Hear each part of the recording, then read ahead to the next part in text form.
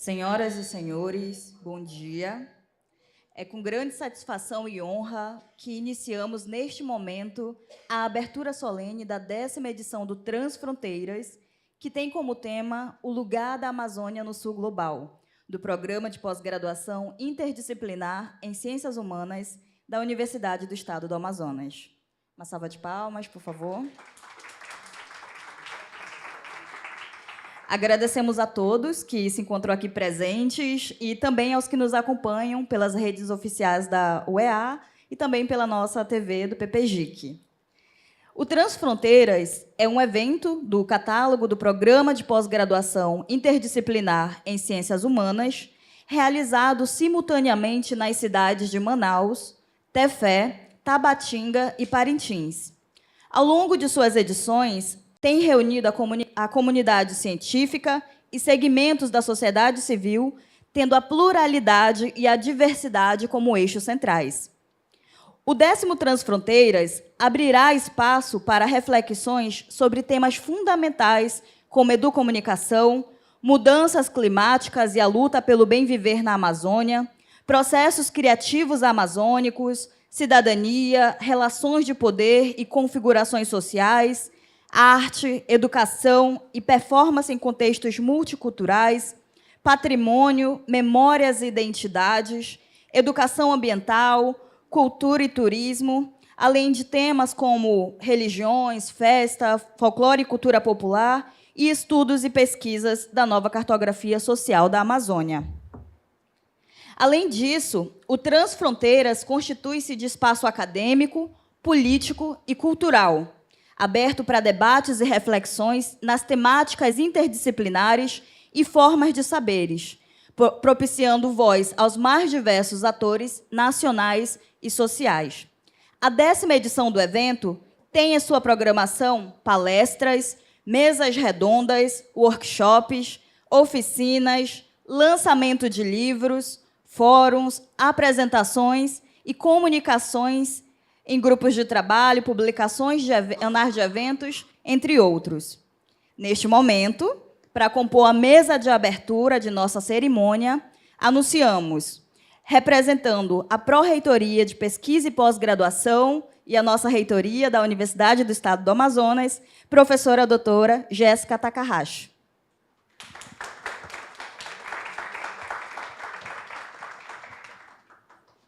Convidamos também a coordenadora do Programa de Pós-Graduação Interdisciplinar em Ciências Humanas, professora doutora Lúcia Marina Puga Ferreira.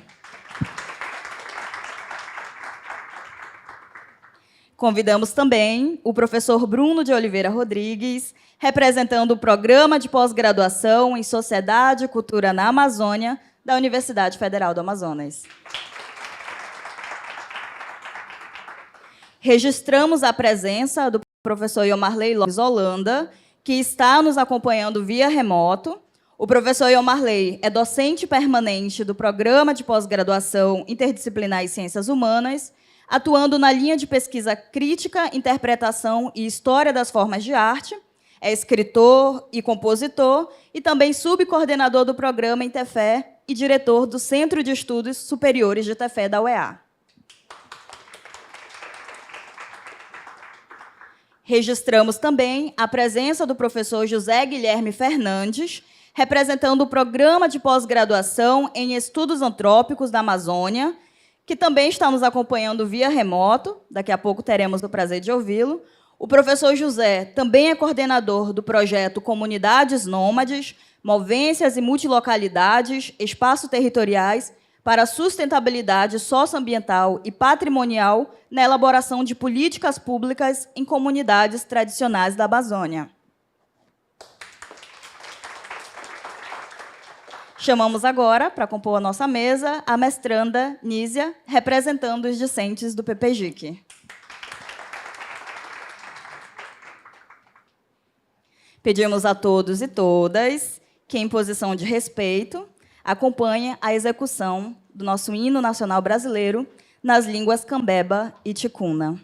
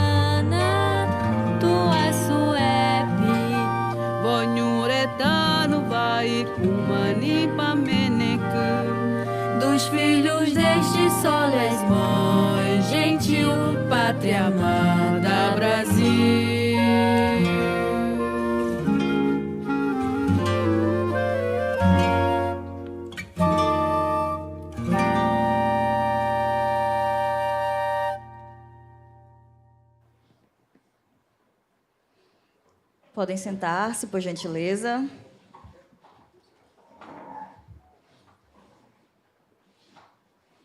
Neste momento, passamos a palavra para a representante discente do PPGIC, a mestranda Anícia.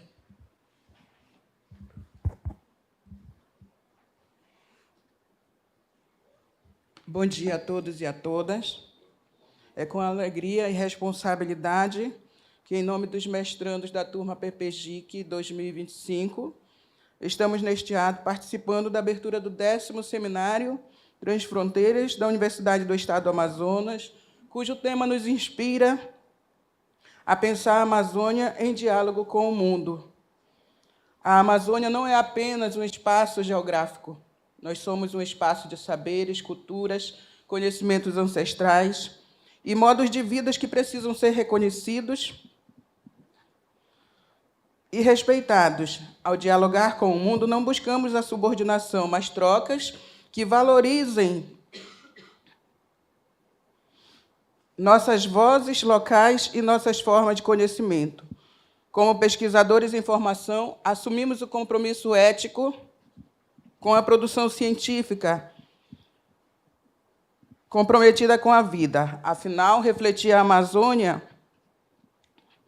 também é refletir sobre o futuro do planeta. Que este seminário seja um espaço de escuta, de troca e construção coletiva, fortalecendo as nossas responsabilidades em colocar a Amazônia no centro das discussões globais. Muito obrigada.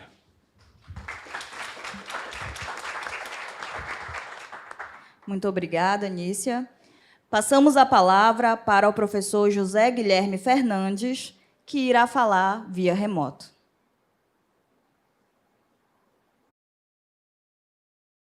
Bom dia a todos e a todas. Só me confirme se vocês me ouvem com nitidez aí. Alguém pode confirmar? Sim, professor. Oi? Sim, ouvimos bem o senhor. Ok. Agradeço inicialmente pelo convite formulado na figura da professora Lúcia Puga, a quem, em nome dela, saúdo a mesa e saúdo todos os demais e as demais participantes do evento. Quem é próximo a mim sabe que a vontade é estar aí, né? Mas por questões maiores, não foi possível me fazer presente, mas daqui eu envio as boas vibrações para que tenhamos um excelente evento e que possamos realmente realizar essa partilha. Até porque são 10 anos de evento, uma década. Então, se a gente fosse fazer uma analogia com a formação de uma criança, essa criança já saberia bem o que está fazendo na escola, já teria se alfabetizado. E muitas vezes a gente precisamos nos alfabetizar em Amazônia. E, evidentemente, que o Transfronteira é um processo de alfabetização a todos nós, né? Um processo ampliado de alfabetização. Então, espero que venham mais 10 anos, 20, 30, enfim, né? Outras pessoas possam eh, assegurar a existência do evento. Mas, desde já, eu saúdo e parabenizo ao PPGIC, a Universidade Estadual do Amazonas, que é uma grande parceira, e os amigos e as amigas, que são verdadeiramente amigos e amigas que desenvolvem um trabalho conjunto, né? Como a professora Lúcia Puga pode ter já antecipado, e mesmo na apresentação foi antecipado, nós já temos uma parceria de algum tempo entre a Universidade Federal do Pará, através do nosso programa de pós-graduação em Estudos Antrópicos na Amazônia, e, mais a Universidade Federal de Santa Catarina, inicialmente. Saúdo também a presença, não sei se estão, não as vi, mas a Sheila e a professora Maria Helene, da UFS, que devem estar aí. Um afetuoso abraço a vocês, né? Nos representem enquanto grupo de pesquisa também, certamente.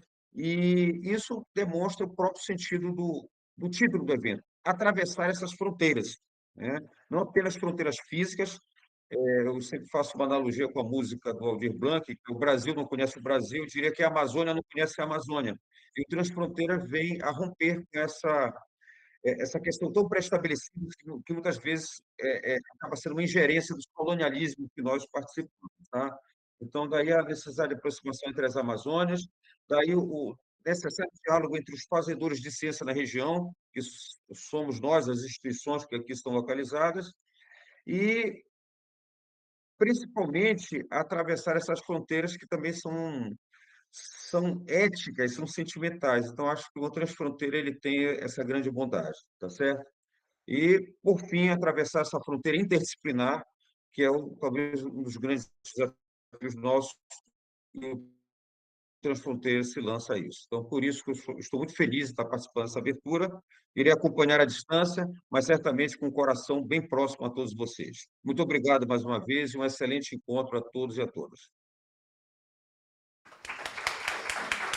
Muito obrigada, professor José Guilherme Fernandes, nosso coordenador do Programa de Pós-Graduação em Estudos Antrópicos da Amazônia. De imediato, gostaria de passar a palavra para o professor Bruno de Oliveira Rodrigues, coordenador do Programa de Pós-Graduação em Sociedade e Cultura na Amazônia.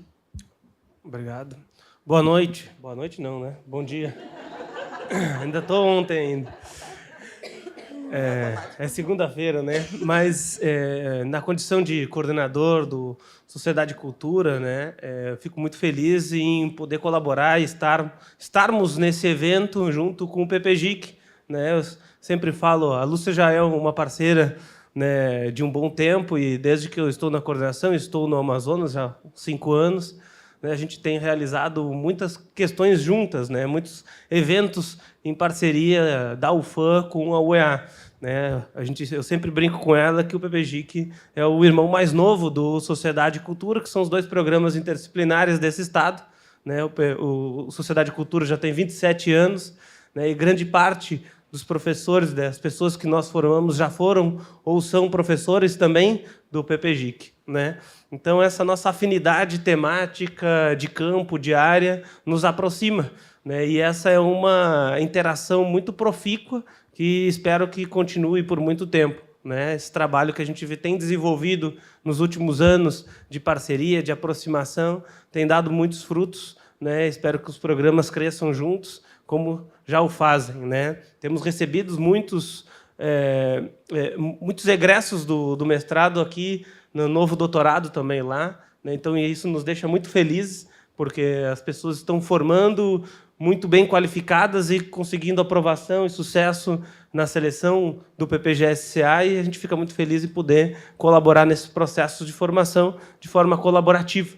Né? Então, dito isso, a UFAM e o programa Sociedade e Cultura, né, ficam muito felizes de poder estar colaborando nesse evento, né, com uma agenda compartilhada, né, Quando a Lúcia nos convidou, olha, vamos fazer o Transfronteiras, eu disse, olha, nós estamos com 10 alunos, inclusive, na Bolívia, então vamos pensar essa transfronteira do conhecimento a partir das experiências que nossos indígenas, né, da nossa turma de São Gabriel, né, tá retornando, trazendo nessas defesas que também aconteceram essa semana.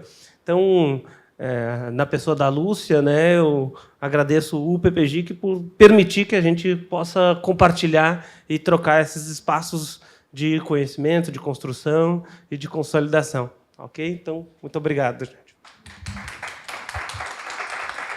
Obrigada, professor Bruno.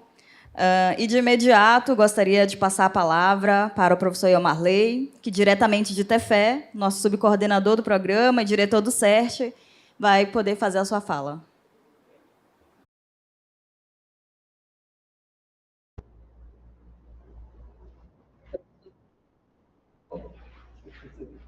Bom dia a todos e a todas. Conseguem me ouvir? Sim, professor.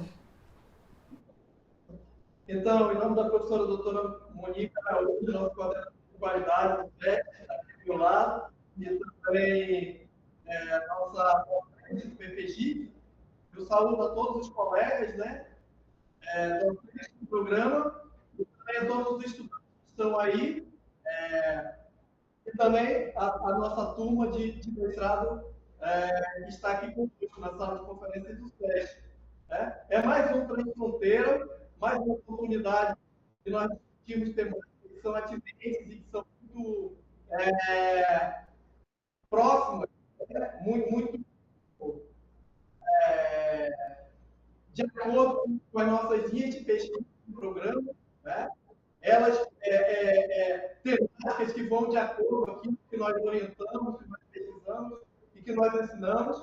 Então, quando diretor do CERT, quando coordenador do programa, eu me sinto muito feliz de estar participando de mais um Transfronteira da organização e ver o empenho dessa turma em organizar um programa, uma programação diversa, interessante e que principalmente articula a ciência, né, e os conhecimentos tradicionais. Então, aqui no CERT nós temos uma série de atividades que vão trazer esse debate que é super importante para o nosso programa. Né? Então, eu desejo aí, nesse próximo dia, nós temos aí um evento de muito sucesso, que foram todos os outros. Tá? Muito obrigado. Muito obrigada, professor Iomarley. Neste momento, gostaria de passar a palavra para a nossa coordenadora do Programa de Pós-Graduação Interdisciplinar em Ciências Humanas, professora doutora Lúcia Marina Puga Ferreira. Bem, bom dia a vocês que estão aqui presentes e os que estão nos assistindo neste momento. Minhas saudações a esta mesa tão ilustre, tantos que estão aqui presencialmente quanto virtualmente, professor José Guilherme Fernandes, professor Iomarley Holanda. Então, minhas saudações também à professora Anísia, ao professor Bruno, professora Jéssica. E dizer para vocês, primeiro, fazer referência ao hino nacional que nós escutamos aqui. Ontem tivemos o dia 7 de setembro, e tivemos também o nosso dia aqui, né, da elevação do Amazonas à categoria de província, dia 5 de setembro. Então, essas coisas sempre nos fazem refletir sobre a ideia de pátria, de nação. E quando eu escuto esse hino que nós acabamos de escutar, eu particularmente me emociono muito, porque eu fico pensando enquanto essas ideias de pátria, de nação, precisam ser discutidas e ressignificadas para poder contemplar tantas vozes, né, tantas questões que estão aí silenciadas e abafadas ao longo da história. É uma história que nós sabemos de muita violência, de muitos massacres, mas é uma história de vida também. E as pessoas estão vivas neste momento dizendo: eu quero viver, eu quero existir, eu quero ser cidadão, cidadã. Então, para mim, esse hino me faz, né, pensar em uma porção de coisas que vai justamente no sentido do nosso evento, que é justamente um evento para nós reunirmos perspectivas plurais e termos a oportunidade de aprendizagem. Então, 10ª edição do evento, que sempre foi um evento conduzido pelos alunos do programa, pelos professores, e nesta edição temos uma organização muito especial que nos trouxe uma programação lindíssima, e pela primeira vez nós vamos estar em 4 cidades simultaneamente com programação. Cada programação tem sua vida própria e questões próprias que vão ser discutidas conforme a organização local. Então, eu estou bastante empolgada com esses dias aqui de Transfronteiras. Tá? E aí, eu não posso deixar de agradecer a todos que colaboram com o programa e com a organização do evento, tanto aos nossos discentes, que são incansáveis, quanto os nossos parceiros. E aqui cito o professor Bruno, que estava na coordenação do programa de Sociologia e agora está na coordenação do Sociedade e Cultura na Amazônia, e é um grande animador científico. Então, falou com ele, está falando sobre um novo projeto, sobre uma nova iniciativa, e, com isso, nós já tivemos a oportunidade de realizar conjuntamente 4 eventos juntos, né? O último foi em São Gabriel da Cachoeira, e agora estamos aqui conjuntamente na organização do 10º Transfronteiras, então eu agradeço muito a parceria. Ao professor José Guilherme, que é nosso parceiro já aí, não é ainda uma década, mas está perto, e que nós, com ele, tivemos a oportunidade de nos aproximar de um grupo muito, muito bom, produtivo e com pessoas maravilhosas, e aqui presente a professora Maria Helene, a professora Sheila, que vieram financiadas com recurso do projeto Comunidades Nômades, coordenado pelo professor José Guilherme. Então, são importantes parcerias do PPGIC e da universidade, e que têm nos ajudado a viabilizar uma série de iniciativas dos nossos PPGs. Então, eu agradeço bastante a parceria e vamos fazer muitas mais coisas juntos. Professor Iomarley, que é uma pessoa que faz 20 coisas e muito bem ao mesmo tempo, porque é nosso subcoordenador, é diretor, e sempre tudo que nós precisamos responde imediatamente, com muita eficiência, e conduz muito bem as atividades lá em Tefé. Eu agradeço imensamente. Tá? E, é claro, transmita, por favor, ao professor Roberto, né, que nós temos a agradecer também todo o apoio institucional que temos recebido na pós-graduação, inclusive com as bolsas de apoio técnico, de pós-doc, está aqui para quem não conhece, né, a Diene, que é nossa atual bolsista, e uma série de iniciativas que têm possibilitado que a pós-graduação e o PPGIC avancem. Então, transmita nossos agradecimentos. E é isso, gente. Começamos hoje com a conferência da professora Maria Helene, e, na sexta-feira, teremos a conferência de encerramento, que vai ser lá em Tefé e que vai ser transmitida pela TV PPGIC. Então, agradeço a presença de todos e bom evento para todos nós. Obrigada, professora Lúcia. De imediato, gostaria de passar a palavra para a nossa representante da Pró-Reitoria de Pesquisa e Pós-Graduação, professora doutora Jéssica Takahashi. Bom dia a todos. Cumprimento aqui meus colegas, professores. Nícia, representante dos discentes do PPGIC, professor Bruno, professora Lúcia. Em nome da Pró-Reitoria de Pesquisa e Pós-Graduação, do professor Roberto Mubarak, nosso pró-reitor, e também em nome da professora Patrícia Melchiona, que é a coordenadora de pós-graduação estrito sensu, eu gostaria de agradecer, né, o convite e a realização desse evento, que é um evento que já está na sua 10ª edição, Transfronteiras, muito tradicional, né, penso eu, dentro nesse âmbito da discussão interdisciplinar que o PPGIC se propõe, com o objetivo de fazer essa discussão ampla e Eu penso que esse nome Transfronteiras ele é muito significativo e acho que é uma escolha muito feliz, porque é uma transposição, uma transformação das fronteiras, das limitações que nós temos, e aí a gente pode entrar falando de limitações inicialmente geográficas, que a gente sempre discute por aqui,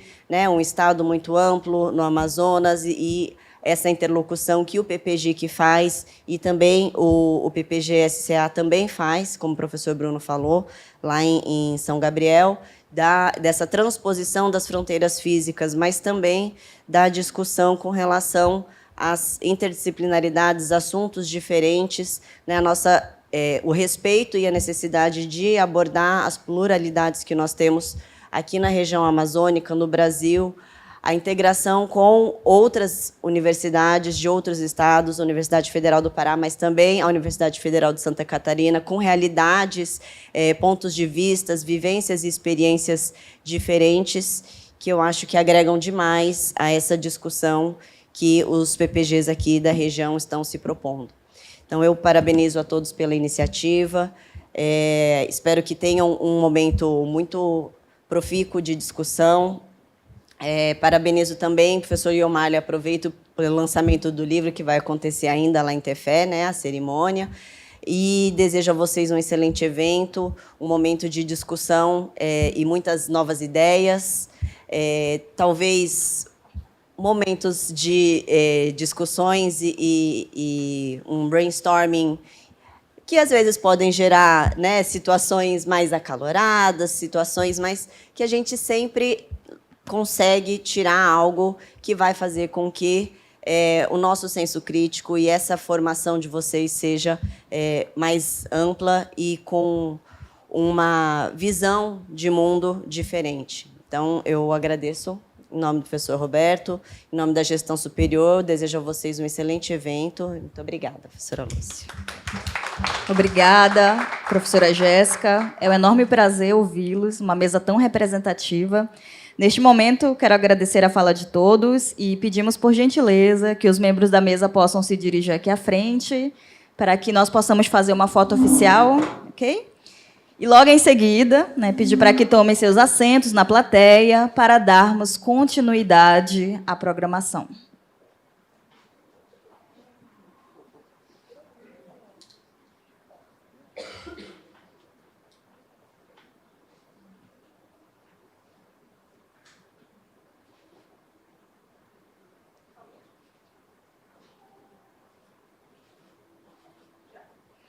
Agradecemos mais uma vez. Uma salva de palmas, por gentileza.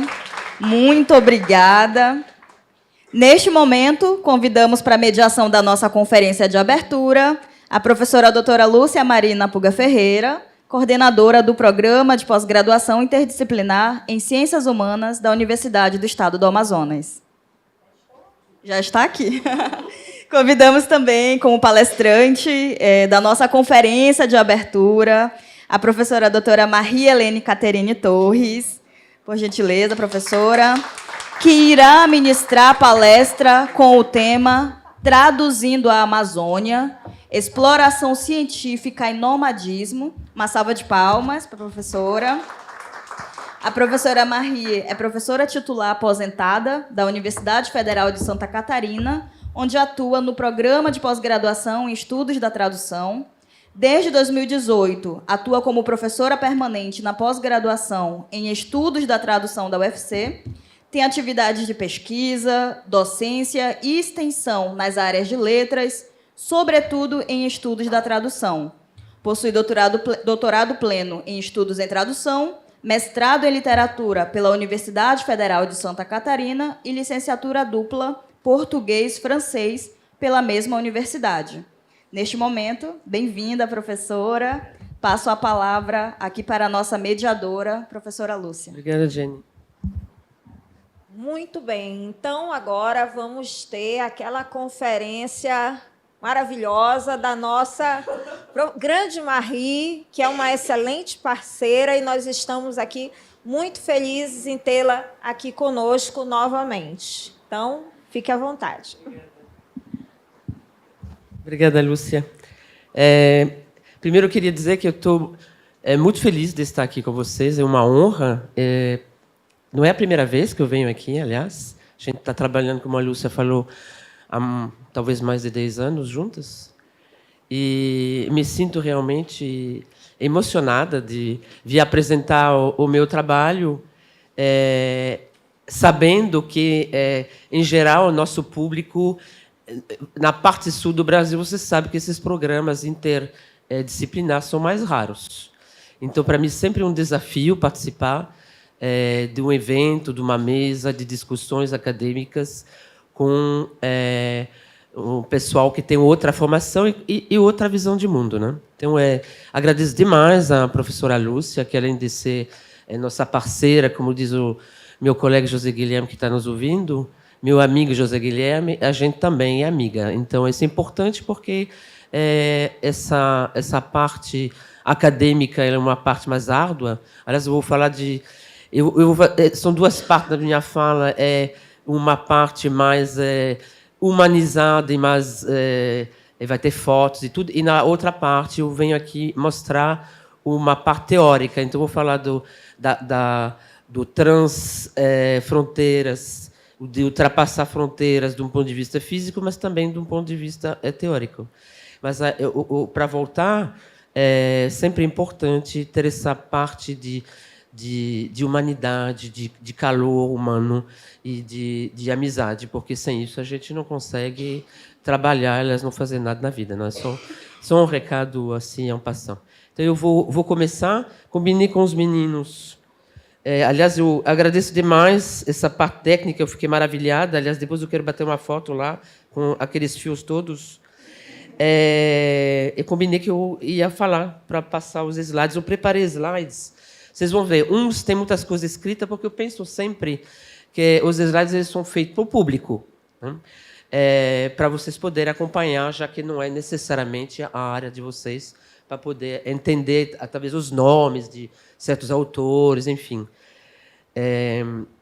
Então, o que eu vou tentar... Eu preparei um texto, vou tentar seguir, porque vocês conhecem, o professor gosta muito de sair dos textos e vai falando, né? Então, o que eu vou apresentar hoje faz parte integrante da minha pesquisa atual sobre o papel da tradução num ecossistema determinado, ou seja, para mim, a Amazônia, especificamente a minha pesquisa sobre a tradução de relatos de viagem escritos por mulheres. Aliás, no final, a gente vai fazer um sorteio desses relatos de viagem. Amanhã, com minha colega, a professora doutora Sheila dos Santos, ela também, colega e amiga, ela também vai fazer o sorteio com outros livros, outros relatos de viagem, porque a gente trabalha juntas há uns anos já. Então, por isso, gostaria de contextualizar rapidamente a minha pesquisa sobre a Amazônia, individual e coletivamente, ou seja, o meu lugar de fala. Todas as pesquisas sobre a Amazônia, no que concerne aos estudos da tradução, da pós-graduação e estudo da tradução da Universidade Federal de Santa Catarina, são o resultado da nossa participação em 2 grandes projetos que foram só citados pelo José Guilherme, mas que eu vou explicar para vocês. Eu não falei que era para passar o slide. Falei? Esse é o primeiro. Pode voltar. Aguarde eu fazer um sinal, alguma coisa, por favor.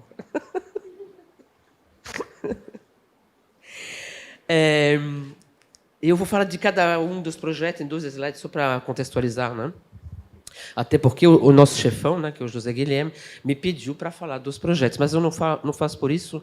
Cada vez que eu dou uma palestra sobre esses relatos de viagem, eu falo dos projetos, porque sem eles a gente não teria feito essa pesquisa e a gente não existiria do mesmo jeito, né? Então, o nome do projeto é Indicadores Antrópicos, Fatores Socioambientais e Patrimoniais, tudo isso é o nome do projeto, na tradução de Índice de Antropização em Povos e Comunidades Amazônicas, que é uma parceria uma parceria de cooperação acadêmica e um projeto financiado pela CAPES.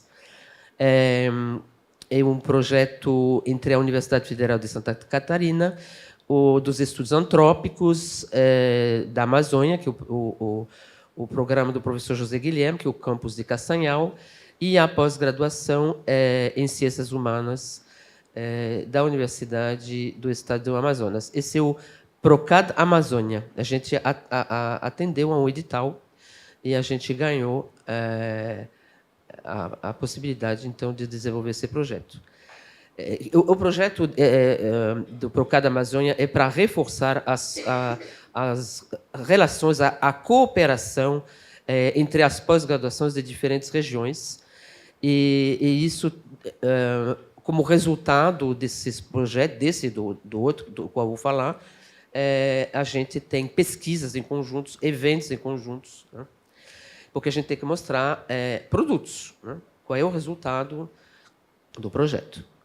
O projeto baseia a sua proposta na produção de índice da presença e transformação humana em seus territórios ambientes, que considera práticas e valores autóctones de povos e comunidades amazônicas na compreensão da sustentabilidade, do bom viver, bem-estar da população, em vista de contatos culturais e possíveis impactos socioambientais.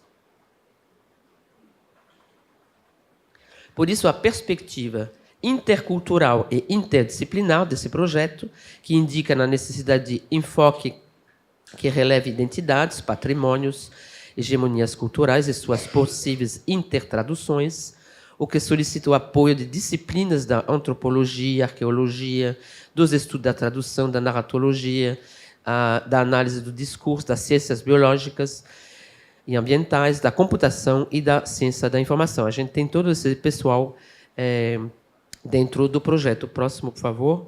O segundo, ao qual José Guilherme estava se referindo, é o Comunidades Nômades, que é um projeto financiado pelo CNPq, que faz parte desses editais pró-humanidades, e que termina, infelizmente, início do ano que vem.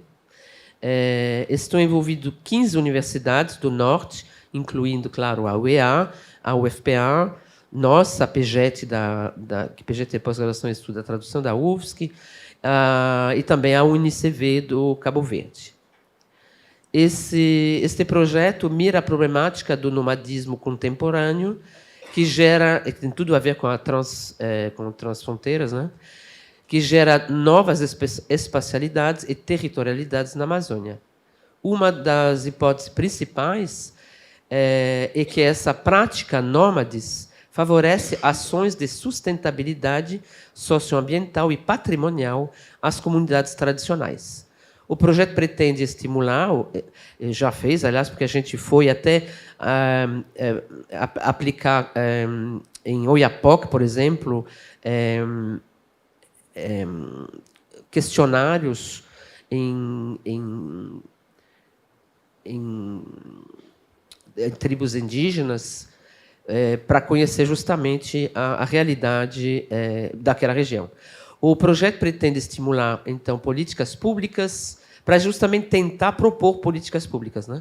A partir do levantamento em fontes primárias e secundárias que orientam o recorte do corpus, narrativas orais e literárias, discursos diversos, documentos, produções artísticas e manifestações culturais, textos científicos, marcos legais e as pesquisas de campo, privilegiando-se a etnografia, os registros audiovisuais, a história oral e geoprocessamento de dados estatais.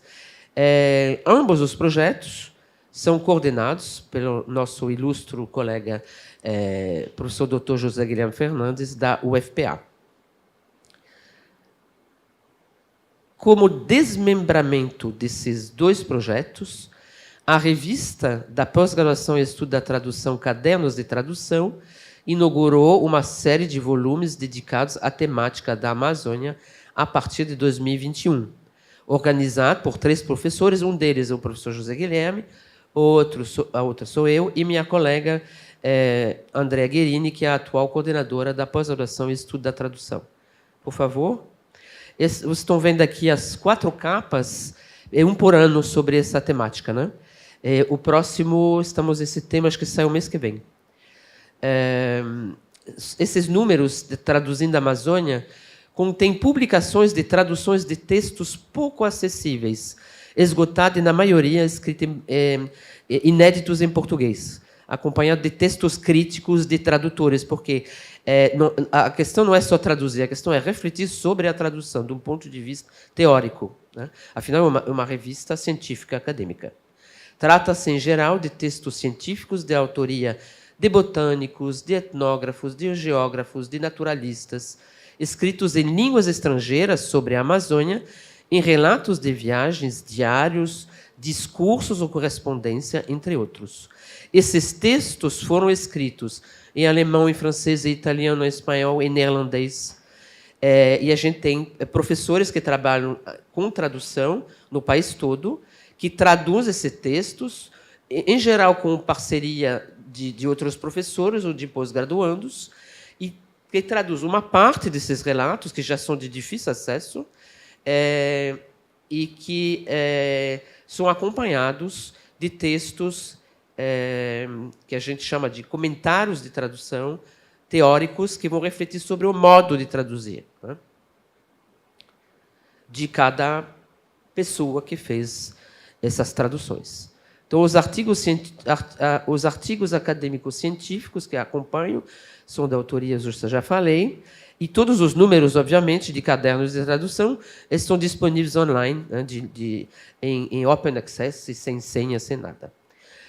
Outro desmembramento e resultado desses dois projetos, Procada Amazônia e o Comunidades Nômades, é a coleção de relatos de viagem publicados de forma integral em livros pela editora Pacatatu, que é uma editora de Belém. Foram publicados até agora 5 relatos de viagens, inéditos em português, e escritos originalmente em espanhol, em italiano e em francês. Essa coleção de relatos de viagem, traduzindo a Amazônia, tem como propósito central revisitar, por meio da tradução e da análise crítica, as narrativas eurocêntricas que historicamente construíram a imagem da Amazônia, ora como território de exploração possessória, ora como espaço de exuberância natural e utopia poética, oferecendo ao leitor uma perspectiva plural, problematizadora e intercultural. Com isso, a coleção não apenas traduz documentos históricos e de fontes primárias, mas também reflete sobre os efeitos dessas traduções na forma que compreendemos a Amazônia, sua gente e seus discursos. Próximo, por favor. Então, teve em 2024, vocês estão vendo a capa de Viagem às Planícies de Maynas Chachapoyas e Pará, de 3 colegas, a professora Andrea Chesco, da UFSC, a professora Lilian Pereira, da UFPA, e o professor Wagner Monteiro, da UERJ. A Lilian e a Andrea fazem parte desse projeto, e eles convidaram, digamos, um professor externo ao projeto para poder traduzir juntos. A obra, que foi publicada em 2024, foi publicada pela Pacatatu, é um importante relato de viagem escrito em 1849 pelo peruano de ascendências indígenas Dom Manuel Fontes Ijura, eu acho que é. O autor faz uma narrativa da viagem que... Não é isso, Lúcia? Fala tu melhor. O título, tu viu que eu abreviei, né? Eu só li o início. O autor faz uma narrativa da viagem que fez partindo de Lima, pelo rio Amazonas, até chegar em Belém do Pará. O seguinte, por favor. Esse foi traduzido do italiano. Isso. Uma excursão botânica na Amazônia. É um texto da viagem que ocorreu em 1898 em 1900. Foi traduzido pelas professoras Karine Simone, Andrea Guirini, que são da pós-graduação e estudar tradução, e elas convidaram a professora Sandra Bagno para publicar juntas. Elas traduzem, e também tem um grande, importante prefácio, que é esse prefácio que vai não somente contextualizar a obra, mas que vai explicitar como e qual é a visão que essas professoras têm da tradução, e elas explicam conforme alguns teóricos, e vão explicitando, dando alguns exemplos que depois o leitor vai encontrar, e é anotado também que vai encontrar no relato de viagem, né? Essa viagem teve o objetivo de ser uma excursão científica destinada à pesquisa em botânica da Amazônia brasileira, e o relato mostra elementos das populações ali existentes e das respectivas manifestações culturais, além das descrições de doenças e insectos típicos das regiões visitadas. Os estrangeiros se queixavam muito dos insetos, em todos quase relatos de viagem, da organização espacial e arquitetura dos centros urbanos, modo de viver nas cidades e no campo, formas de alimentação dos diferentes grupos econômicos e étnicos, maneira de realizar a agricultura, festividades regionais, enfim, dentro dos vários temas. O seguinte, por favor. Meninos?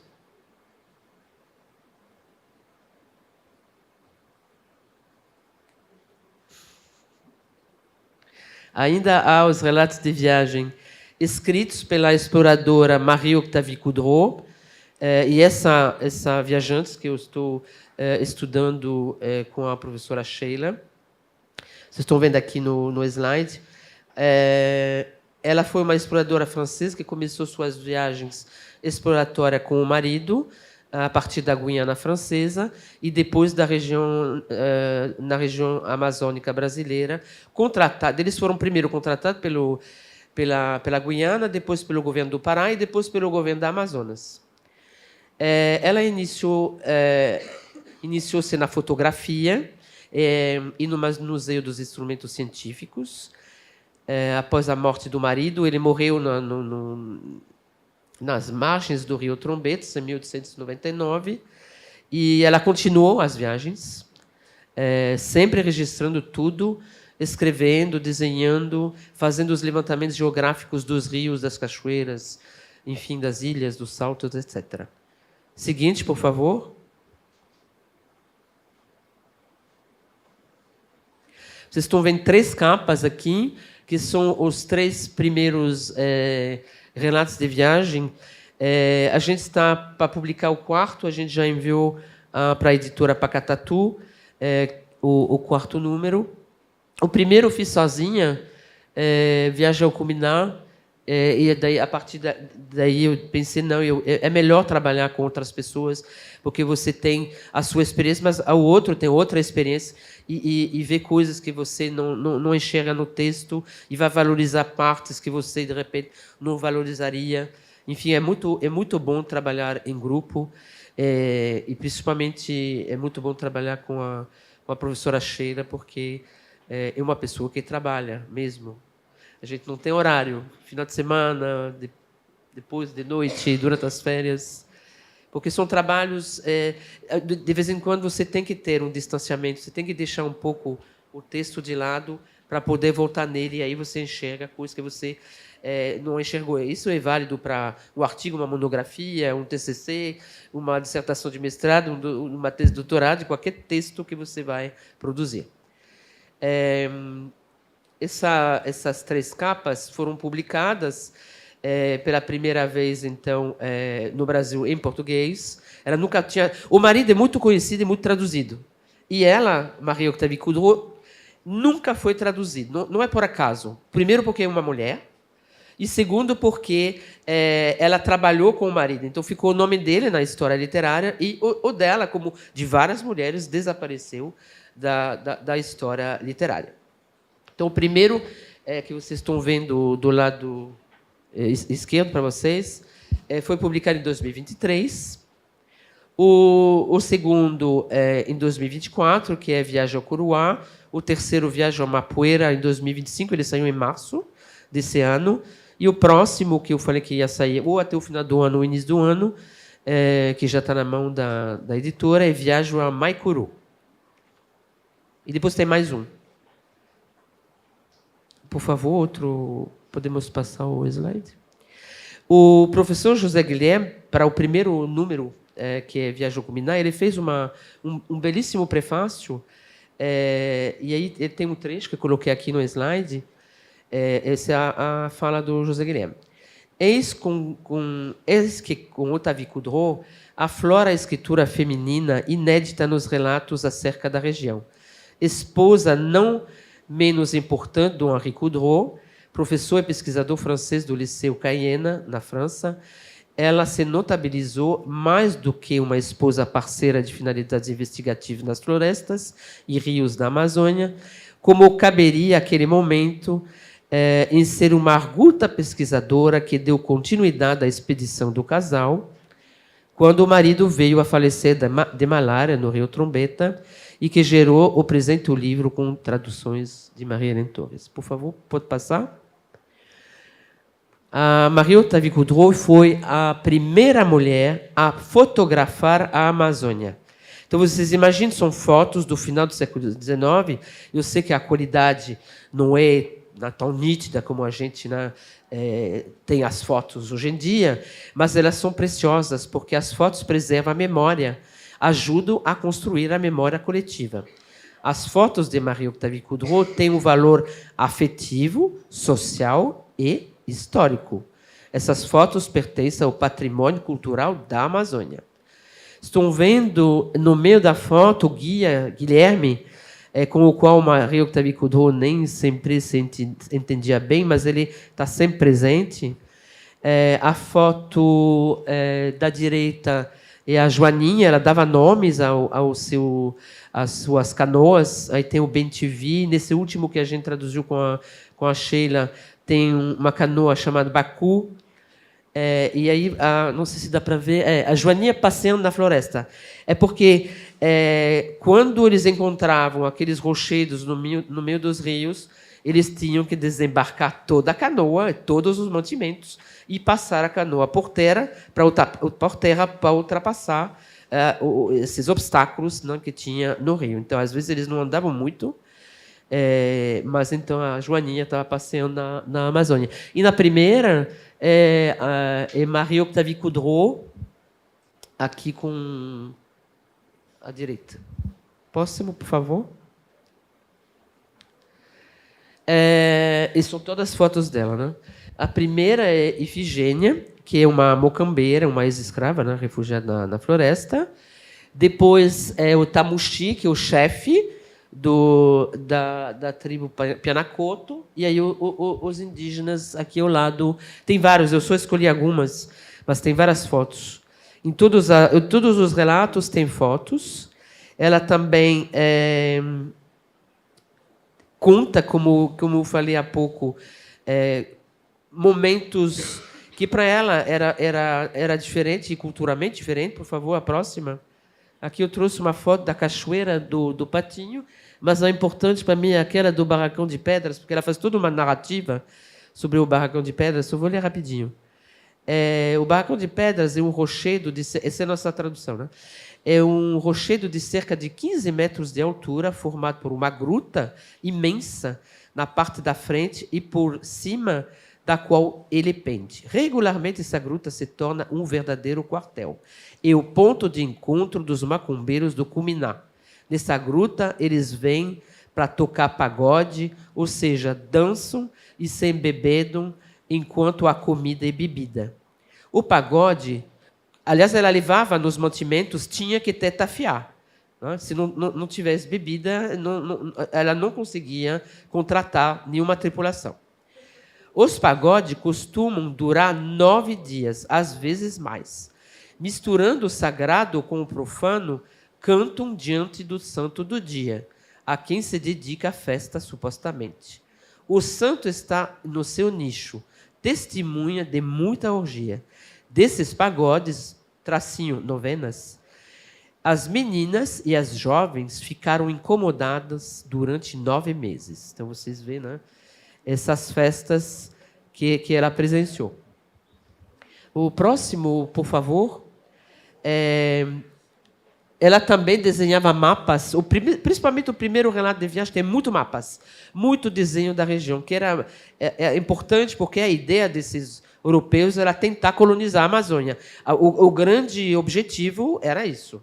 Então, tinha que mostrar se tinha aldeia, se tinha um povoado, como que era o acesso, se o rio era navegável. Então, ela fazia os desenhos dos mapas. Aqui eu trouxe um só para mostrar para vocês. Vocês imaginam, ela fazia tudo lá no meio da mata. Batia foto, a máquina caía na água, enfim, muitas coisas, mas ela trouxe os registros. Então, posso dizer que muitos relatos de viagem ficaram invisibilizados pela história literária brasileira, talvez por não ter traduções em português, com certeza, ou em outras línguas, mas principalmente porque não houve interesse político em divulgar a região amazônica durante o Brasil colônia, um pouco mais durante o Brasil Império. Excluído da... Eu estou passando alguns pontos para não me estender demais.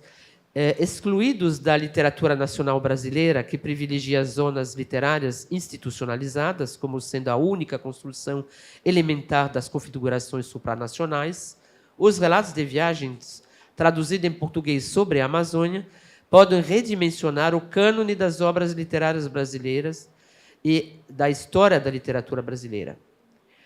Esses textos também permitem a reflexão sobre as formas de colonialismo / eurocentrismo em terras brasileiras e pretende ainda ser uma ferramenta para conhecer um pouco melhor as intercorrências entre o nosso passado e nosso presente. A tradução dos relatos de viagem permite o olhar crítico do pesquisador pelo viés de uma abordagem teórica contemporânea e inovadora nos estudos da tradução, principalmente e particularmente da tradução literária, a ecotradução. As vozes da flora e da fauna, da qual falava há pouco a professora Lúcia, dos elementos dos diferentes ecossistemas que ainda não foram suficientemente ouvidos ou estudados na área dos estudos da tradução, estão pouco a pouco se difundindo a nível mundial, a começar pelas várias dimensões da ética do traduzir, que dependem dos tradutores e que revelam ser ferramentas valiosas no estudo da relação homem-natureza. Como aponta um crítico irlandês, Michael Cronin, o desafio agora é trazer a tradução para o coração do diálogo sobre o futuro do nosso planeta compartilhado. Próxima, por favor. Isso me levou a pensar cada vez mais sobre as teorias da tradução que poderiam auxiliar na reflexão sobre a crítica da tradução e, claro, sobre a prática da tradução. Queria ainda ligar minhas pesquisas à grande pesquisa coletiva e colaborativa sobre a movência, sobre o nomadismo tão presente no nosso projeto Comunidades Nômades. Faço umas primeiras considerações, acho que vocês estão vendo no slide, partindo da experiência prática do fazer tradutório, bem como da leitura de obras teóricas, o objetivo último desse estudo é dar visibilidade e voz, bem como valorar a literatura de viagem dentro do ecossistema literário brasileiro. Para tanto, pretendo aqui conceitualizar a figura discursiva e humana do viajante de expedições científicas na Amazônia até o início do século XX, sob o prisma dos estudos da tradução apreendidos enquanto teoria nômades, ou seja, uma teoria... Estou tentando bolar essa teoria nômades, estou ainda engatinhando. Uma teoria que explora a tradução sob a perspectiva da mobilidade, fluidez e adaptabilidade ao meio. O meu objetivo aqui é tentar mostrar como o hibridismo existente entre a teoria, entre a literatura de viagem, a teoria de tradução através da ecotradução e o nomadismo foram conceitos interconectados no que diz respeito ao ecoambiente, à tradução e à mobilidade. Próximo, por favor. Muitas teorias, movimentos, expressões que se referem a grupos sociais, ideologias, formas de conceber o tempo, a organização do mundo ao nosso redor, parecem perfeitamente naturais e, a princípio, não apresentam problemas para quem deseja traduzi-las e aplicá-las a outros conceitos e contextos, além daqueles que surgiram. Elas ultrapassam as fronteiras, são transfronteiras. Vou tentar, a partir daí, desenvolver alguns conceitos, como a ecotradução como teoria nômade, o conceito de nômade, que é um conceito transferível de outras disciplinas, e darei alguns exemplos de teoria nômades nos estudos da tradução. Próximo, por favor. Primeira, a teoria da ecotradução, que é um termo criado em português, a partir do inglês ecotranslation e do francês ecotraduction, e que fez referência a todas as formas de pensamento e prática de tradução que se envolve conscientemente nos desafios da mudança do meio ambiente induzido pelo homem. Ainda à luz da ecoliteratura, a ecotradução concerne os textos literários que trazem, de uma forma ou de outra, a natureza como tema, personagem, reflexão, e que aprendem a tradução na relação entre a natureza e a literatura em diversos contextos culturais. A ecotradução examina em que medida a ficção ou a poesia deram um lugar essencial à natureza e às relações antrópicas com o meio ambiente. Próxima, por favor. A teoria da ecotradução, principalmente a ecotradução literária, destaca a importância da abordagem ecológica e interdisciplinar na tradução de obras literárias, promovendo a diversidade cultural e a consciência ecológica a nível mundial. A ecotradução pode ser compreendida como a tradução que reconhece e preserva os temas ecológicos do texto de origem. A aplicação dessa teoria pode ter um papel fundamental na preservação das línguas minoritárias e na compreensão crítica das diferentes percepções ecológicas em diferentes culturas e contextos históricos. A ideia central da ecotradução, a partir de uma perspectiva ecológica, é que os tradutores e as traduções fazem parte de um sistema mais amplo de interdependência que podem ser investigadas em termos de ecossistema. Isso significa levar em consideração toda a cadeia de tradução, bem como sua interação com o meio ambiente. Essa abordagem levanta, claro, questões sobre ecologia, ética e evolução. Próxima, por favor. Então, qual é o conceito de nômades, então? De um lado, Isabelle Stenger, que é uma filósofa e historiadora belga, mostra como as ciências viajam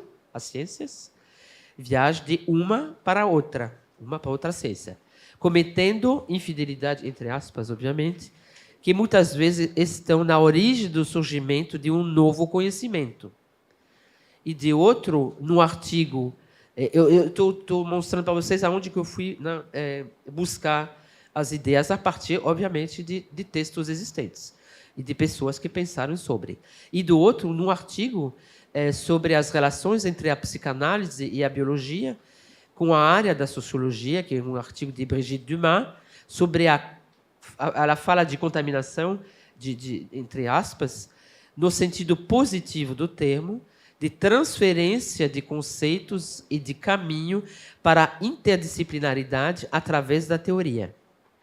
E acrescenta ainda que a ciência normal devia ser entre aspas também, não sei o que é uma ciência normal, nos acostumou ao fechamento disciplinar como primeira exigência teórica. Próxima, por favor. Pois bem, então, as teorias nômades são formadas de conceitos transferíveis de outra disciplina, ou de outras áreas, de empréstimos de várias teorias. São formados de conceitos deslocados, desterritorializados, como diriam Deleuze e Guattari.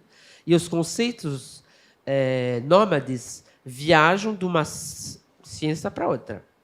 Dentro de uma comunidade de cientistas, os pesquisadores encontram um lugar e se expressam em uma linguagem aceita pelos membros do grupo. Esta linguagem é, às vezes, subvertida pela introdução de novos conceitos e pela aparição de conceitos antigos tratados de maneira diferente, ou ainda pelo deslocamento de conceitos de um campo científico para se estabelecerem em outro campo científico. Próxima, por favor.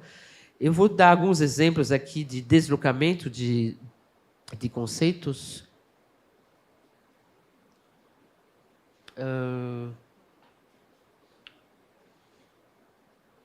Próximo. Pronto. De deslocamento de conceito de um campo científico para se estabelecer em outro campo científico, que são conceitos que fazem parte do meu arcabouço teórico. E claro que tem outros. É só para exemplificar como pode funcionar. E aqui vou elencar alguns conceitos, né, e teorias que eu utilizo nas minhas pesquisas. Por exemplo, esse. É o caso, por exemplo, do conceito de norma, de um pesquisador que se chama Gideon Toury.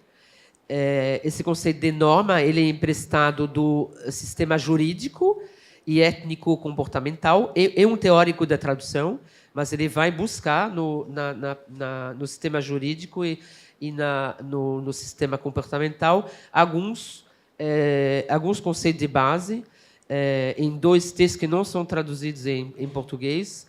Aliás, eu acho que não são traduzidos em língua nenhuma. Descriptive Translation Studies and Beyond, e o outro In Search of a Theory of Translation.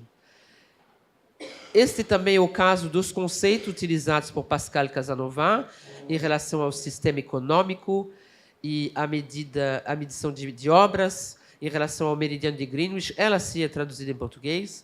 Eu coloquei aqui a República Mundial das Letras, que foi traduzida em 2002, e eu traduzi em 2021 a Tradução e Dominação à Língua Mundial, da Pascal Casanova. Então, ela pega do sistema econômico.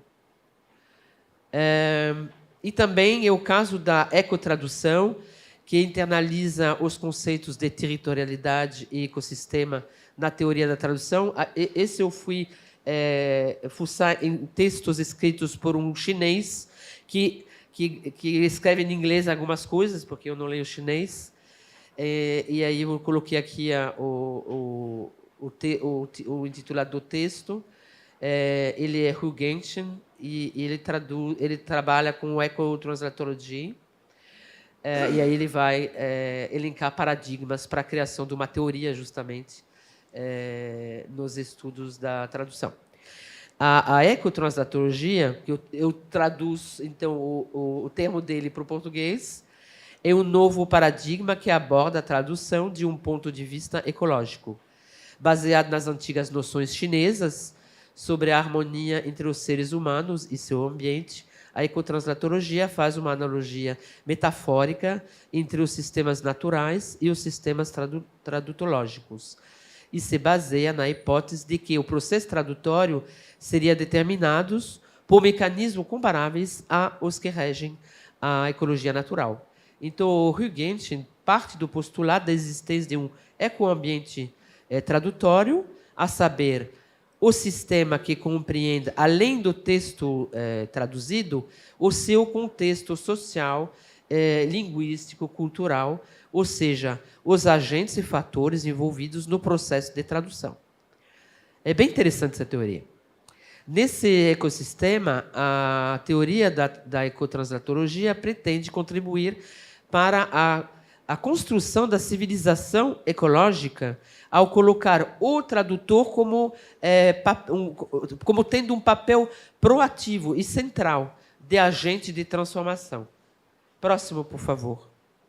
Trabalhar com a ciência da tradução como ciência nômade permite ultrapassar as fronteiras, como podemos ler no artigo de Maria da Conceição Xavier de Almeida, que é uma antropóloga da Universidade Federal do Rio Grande do Norte, e que tem esse artigo intitulado Da Ciência como Território à Ciência como Nomadismo. Ela diz o seguinte: ao contrário da ciência como território, uma ciência do nomadismo supõe, requer e impõe deslocamento, atenção às singularidades, enfraquecimento do controle e da arrogância, com consciência do imponderável e da dificuldade de predicação, o princípio de incerteza e a ferramenta política do intelectual nômade. Próxima, por favor. O conceito do que é nômade depende da existência de um espaço simbólico de troca, de conflito cultural e também identitário. Para o professor Jean-Pierre Laurent, especialista em História e Sociologia Política da Sorbonne, as teorias nômades em ciências humanas e sociais aboliram as fronteiras, não enquanto dimensão geográfica ou sociopolítica, mas sim enquanto limite territorial.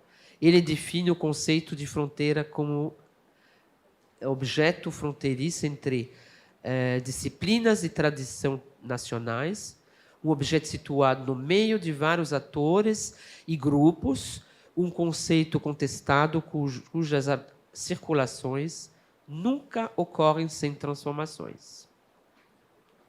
Próximo, por favor. A tradução é nômade por essência. Ela pode ser intercultural.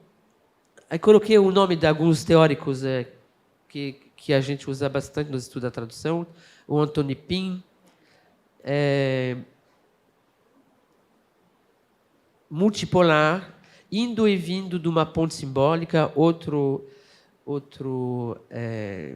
teórico, que é José Paulo Paes, que escreveu um texto que se chama Tradução à Ponte Necessária, circulando entre as culturas, quase sem fronteiras. Os textos traduzidos são desterritorializados. No termo de Deleuze e Guattari, como já falei para vocês, isso é, transplantados de uma cultura para outras. Os conceitos de territorialização, desterritorialização e reterritorialização podem muito bem ser aplicados a outros objetos, como a escrita ou a reflexão teórica, nesse caso, sem perder de vista sua dimensão, tanto espacial quanto temporal. Ainda fica mais claro aqui a movência das teorias, que são ressignificadas ao ser utilizadas na área da ciência reflexiva da tradução. Próximo, por favor. As teorias nômades fazem referência a um conjunto de conceitos e perspectivas que enfatizam a mobilidade, o deslocamento e a fluidez. Essas teorias são frequentemente aplicadas a áreas como sociologia, antropologia, estudos pós-coloniais, geografia, filosofia, estudos literários, estudos de tradução, etc.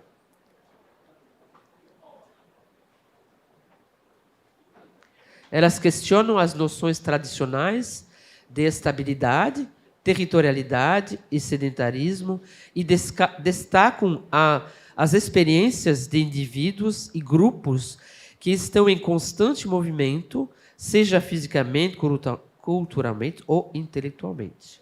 Próximo, por favor. Num texto relativamente recente, que é um texto de 2022, que se chama Ecotravel, A Journey in the Age of the Anthropocene, que é um texto do Michael Cronin, que eu citei anteriormente, que é esse pesquisador irlandês.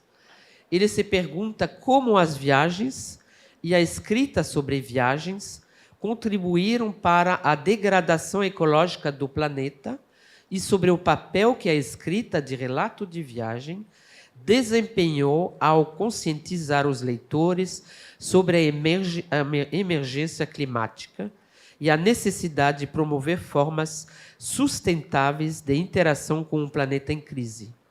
Cronin reflete sobre as percepções do meio ambiente pelos viajantes, sobre como as percepções do meio ambiente pelos viajantes mudaram ao longo dos séculos.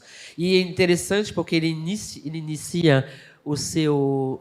Eu coloquei aqui, ele inicia esse texto com Vasco da Gama, que escreve para o rei, em 1500, e, ou 1499, e com Pero Vaz de Caminha, É muito raro um europeu que vai ler a carta de Pero Vaz de Caminha. Então, é importante ver também essa valoração de uma literatura, porque nós consideramos a literatura na sua forma mais ampla, né? E onde ele vê, no texto de Caminha, por exemplo, a consciência ecológica, ou seja, a preocupação com a natureza. Se eu tiver tempo no final, eu leio um trechinho da carta de Pedro Vaz de Caminha, onde vocês vão entender, porque ele realmente vai cavar, né, essa ideia, mas eu acho que é interessante. Próximo, por favor. Eu gostaria agora de fazer minhas considerações finais, essas considerações híbridas. O autor, o narrador e o viajante de relato de viagem formam uma única pessoa que narra seu encontro com o outro em busca de um mundo desconhecido, um mundo diferente. O nomadismo e relato de viagem, essa ligação, faz com que o nomadismo é frequentemente associado ao relato de viagem, claro, onde a mobilidade física e cultural é explorada através da literatura. O relato de viagem se situa na intersecção entre a literatura, a biologia, a antropologia, a história, a geografia, entre outros, enfatizando os princípios como o nomadismo e a crítica. Próximo, por favor. A literatura de viagem, a ecotradução e o nomadismo são conceitos interconectados que oferecem uma perspectiva rica sobre a relação entre ecologia, tradução e mobilidade. Os relatos de viagens fornecem elementos valiosos para a história das relações internacionais, a história social e política das regiões percorridas pelos viajantes e até mesmo a história das culturas materiais da alimentação e da religião. A teoria da tradução se nutre, em parte, de teorias de outras áreas, de teorias nômades, para degluti-las e transformá-las como faziam os antropófagos do modernismo. A próxima, acho que isso é parte da bibliografia. Se alguém se interessar, eu posso, obviamente, enviar. E acho que tem mais um. Acho que tem mais um. É isso. Muito obrigada.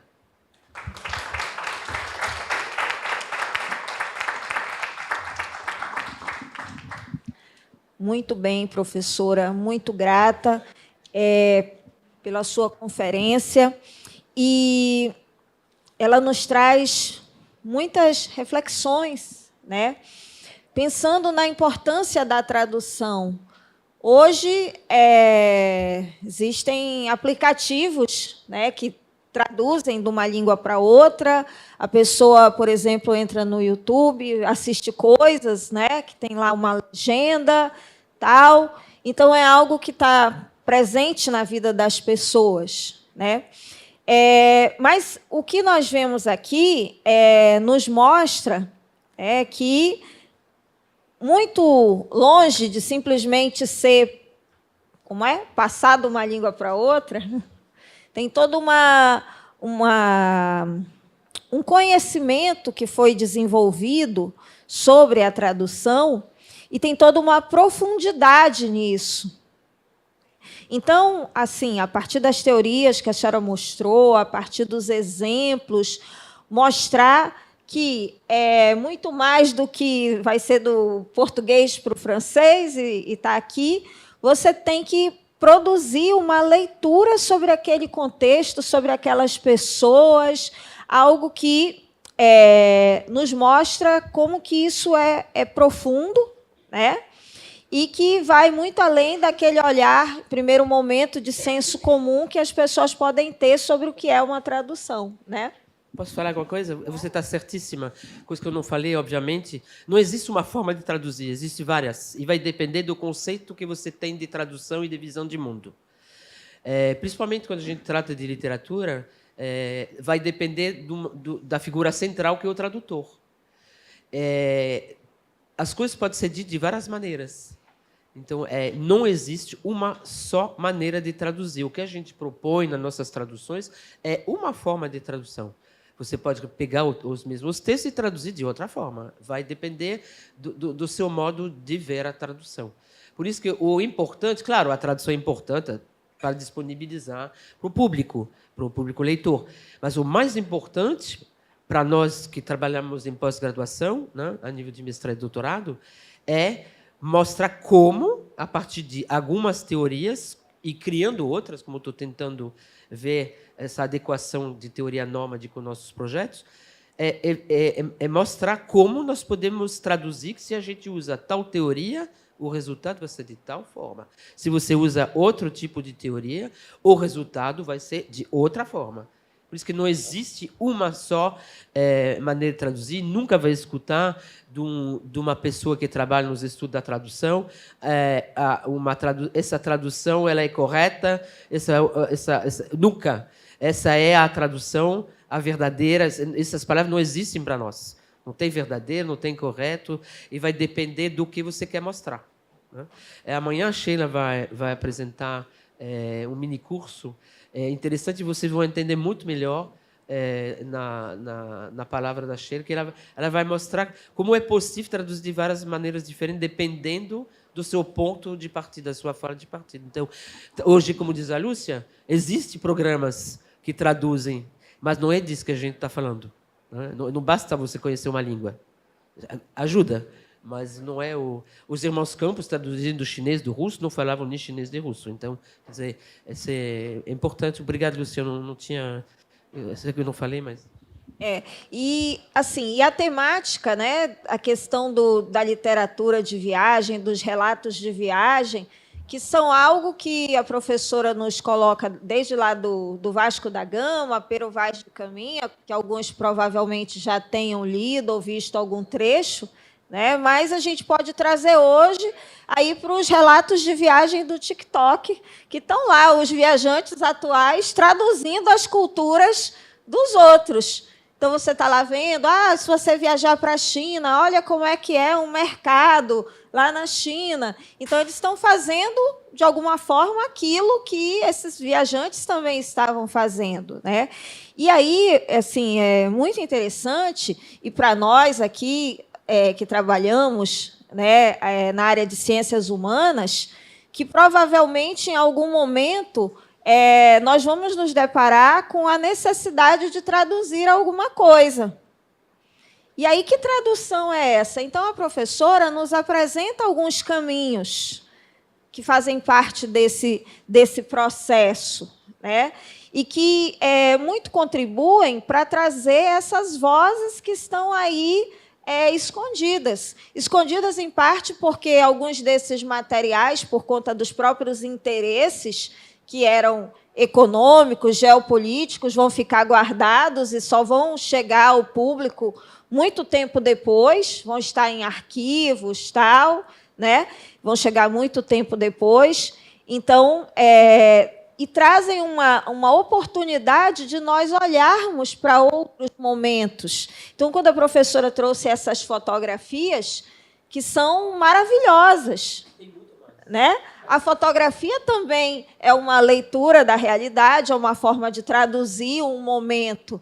Então, as fotografias dessa pesquisadora, o que ela traz de diferente, até por conta de ser uma mulher fotografando e não um homem, né? Tem aquele livro lá aqueles americanos, como é que é o nome deles, que agora eu esqueci, que vem aqui para Manaus também...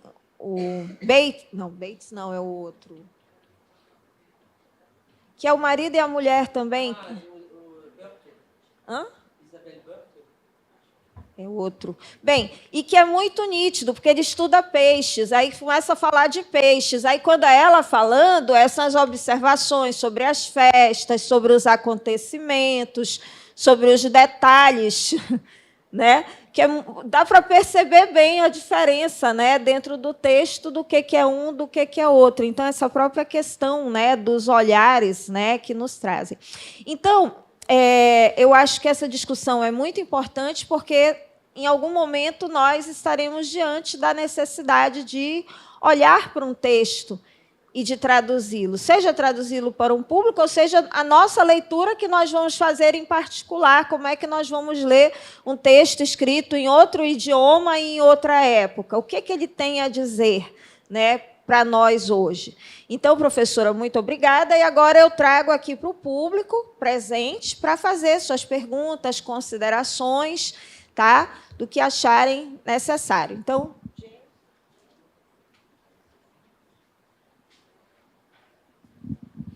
está aberto. Alguém gostaria de fazer uma questão? Um comentário? Pudesse apresentar, por favor. Olá, bom dia. Meu nome é Daniela Albuquerque, sou do PPGIC.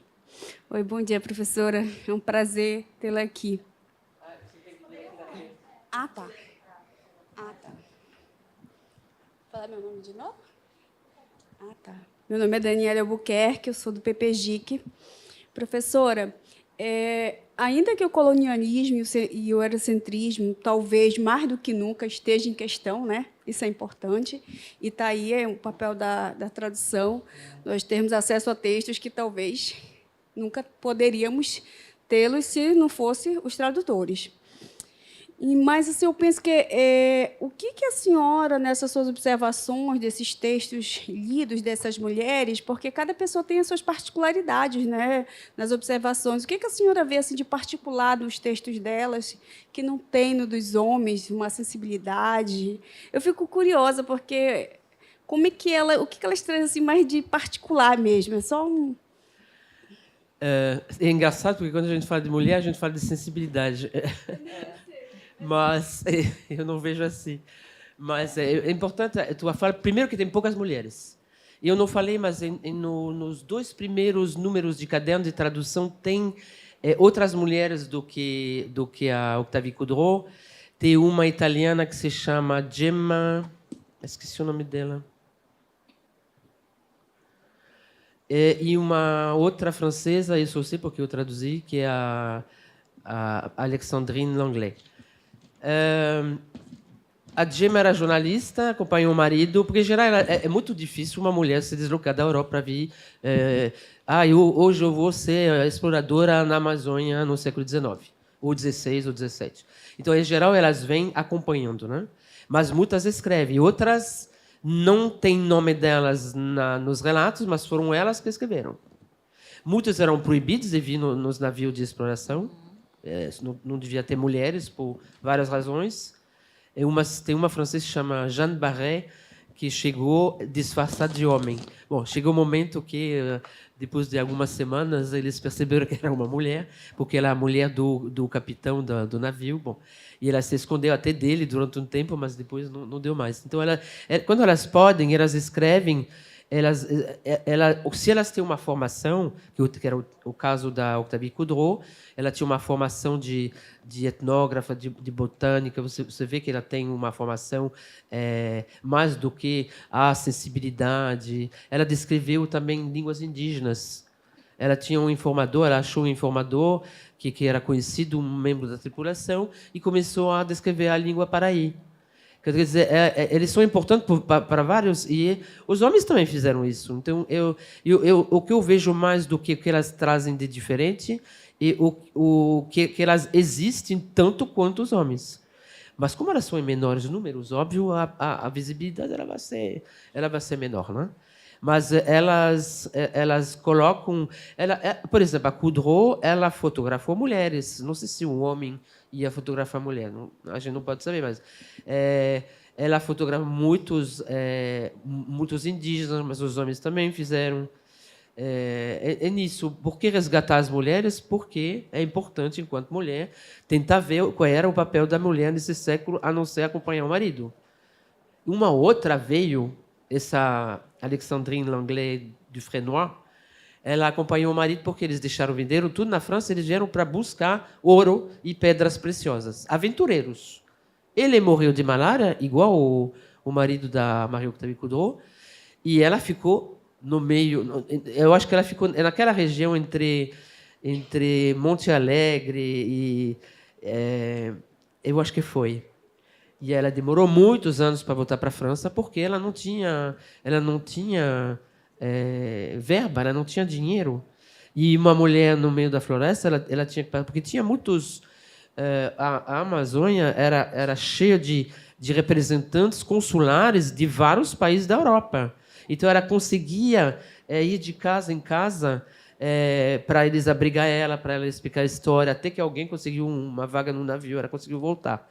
Mas tem vários tipos de pessoas. O que nos interessa mais são principalmente as mulheres, mas os viajantes que vieram para fazer um trabalho de descrição da fauna, da flora, e tentar. Claro que um dos objetivos, por exemplo, do terceiro relato de viagem que nós traduzimos, Viagem ao Curuá, é nitidamente desde a primeira linha. Essa expedição foi feita para a exploração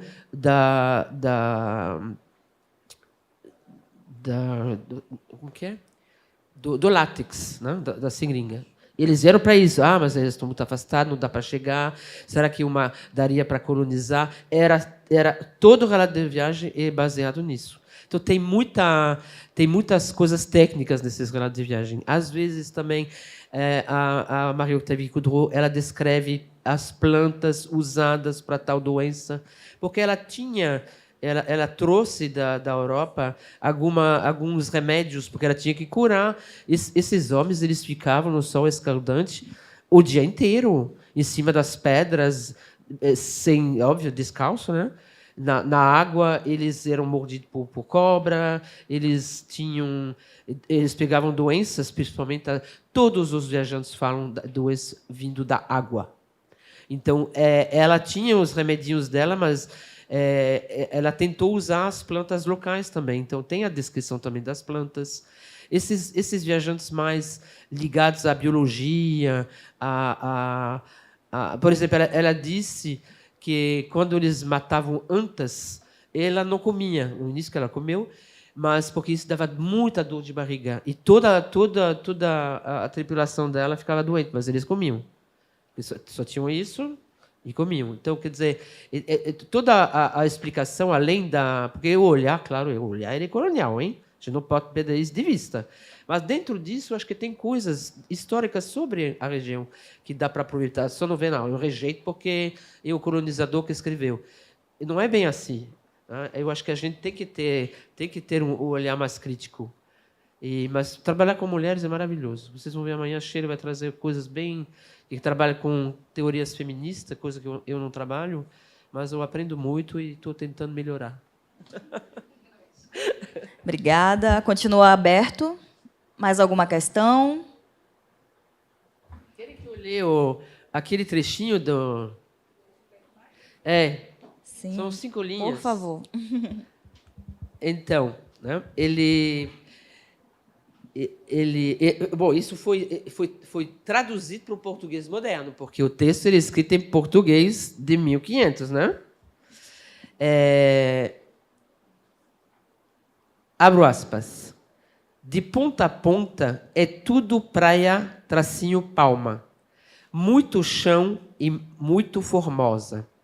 O sertão, visto do mar, nos pareceu muito grande, porque, ao estender os olhos, não podíamos ver senão terra com arvoredos a perder de vista. Nela, na terra, não podemos saber se há ouro, nem prata, nem nenhuma coisa de metal, nem ferro, nem ouvimos. Mas a terra em si tem um ótimo clima, frio e temperado, como entre Douros e Minho, que são regiões de Portugal, nesta época do ano. Águas são muitas, infindas, e em tal maneira e graciosa que, querendo aproveitá-la, tudo dará, em razão das águas que tem. Então, ele já faz uma descrição da região. E o Cronin, que é esse que ficou estudando esse texto de mais perto, onde que está? Ele diz que, quando Pero Vaz de Caminha escreveu para seu rei em 1500 sobre a descoberta portuguesa do Brasil, ele concluiu, nesse penúltimo parágrafo da sua carta, o ar do país é muito saudável, fresco e temperado. entre Douro e Minho, né? Então ele diz que aqui encontramos dois climas iguais dessa temporada. E ele vai descrever a conscientização dos viajantes sobre o clima. Eles estavam vendo a terra, o ouro, né, como eu li nesse trecho, mas não somente. Ele vê o clima da região e a água, porque sem água ninguém vive. Então, eu acho importante esse resgate e essa leitura que o Cronin faz da carta de Pero Vaz de Caminha, porque o Cronin diz que é essencial a gente ter essa conscientização a respeito do clima. Porque se a gente não tem conscientização, não vai acontecer nada. E aí ele vai resgatar isso já desde os primórdios do achamento pelos viajantes na América.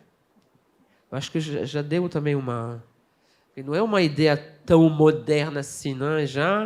Já tinha outros séculos atrás que já estavam olhando para a questão do clima.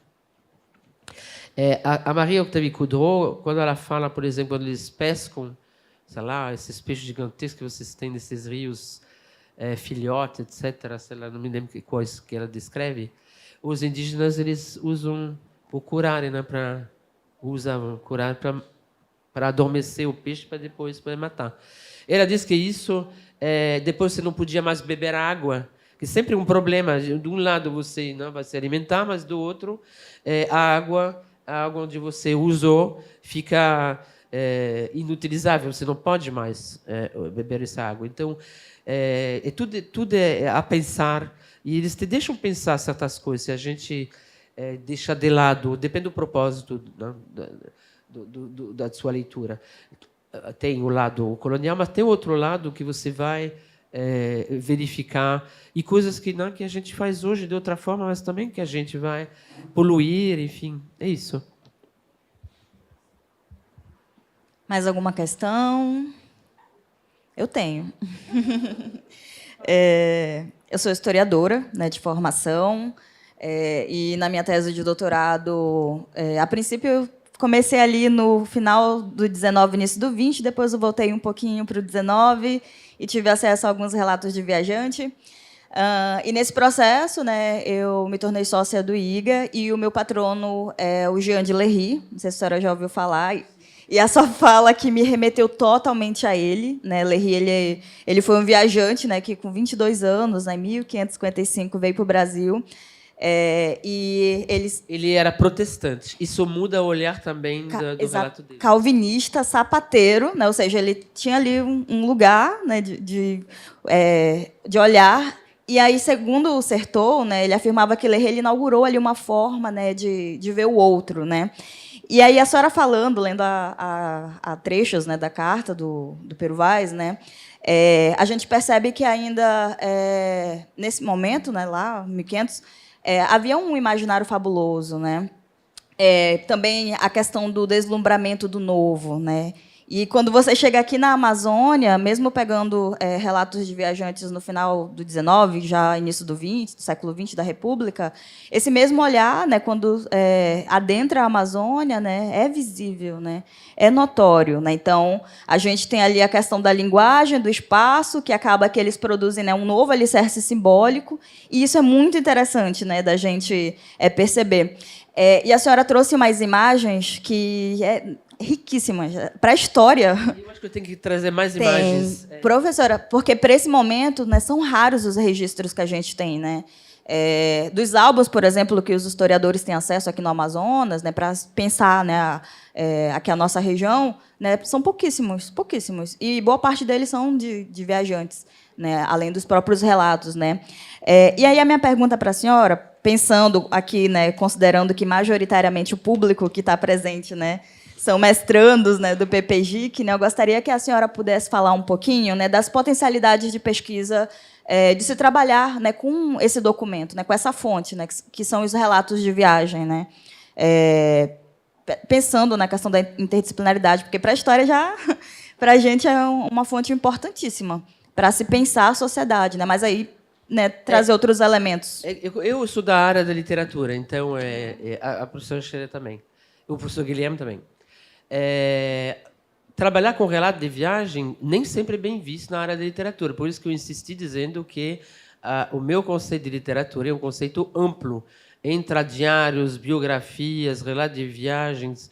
Claro, além dos mais comuns, que é ficção, poesia, enfim, HQ, tudo que é, de uma forma ou de outra, ligado à literatura, no sentido que vai ter elementos literários dentro de um texto, como metáforas, como e também egodocumentos. Egodocumentos são aqueles textos onde a subjetividade do autor está envolvida. Então, pode ser um diário, pode ser, numa obra de ficção, é o narrador, né? Muitas vezes onisciente, mas, enfim, tudo que tem essa subjetividade da autoria dentro do texto. E relato de viagem é a visão de quem está escrevendo o relato que nós temos, né? Então, tem N possibilidades, principalmente na história da tradução. Não existe, por exemplo, obras que vá fazer a história, nem a história dos relatos, menos ainda a história dos relatos de viagem, uma obra assim mais sintética. Tem trabalho para várias vidas, com certeza. E como você falou, vários relatos de viagem estão invisibilizados, porque não foram traduzidos. Então, o nosso interesse também é mostrar que existe outro tipo também de escrita sobre o Brasil, feita dentro do Brasil por outros. Então, e tem também uns feitos por brasileiros, né? Mas a gente, como é da área da tradução, a gente está tentando se colocar, né? E disponibilizar textos inéditos e textos que podem esclarecer alguns pontos, né? Vários. Isso é só o início, eu mostrei 5, mas tem dezenas. Eu tenho colegas que trabalham, tem um colega que trabalha, por exemplo, na UNB, o professor Júlio Monteiro, ele trabalha com neerlandês. Ele trabalha mais com a Amazônia do Suriname, né? Então, ele também... Não tem muitos que trabalham com neerlandês, eu só conheço ele. Então, a gente depende de uma pessoa, de outra, e que trabalha com tradução. Então, é um trabalho de formiguinha, não é um trabalho que... não faz mal, eu vou jogar o texto no DeepSeek, no qualquer IA, ChatGPT, eu descobri agora que tem um francês que chama Claude, tem vários, N. O Gemini, sei lá. Não é isso. O nosso trabalho não é esse. O nosso trabalho é contextualizar, ver quem está por trás e também mostrar como... É muito fácil manipular um texto. Você traduz e tem uma ideologia por baixo.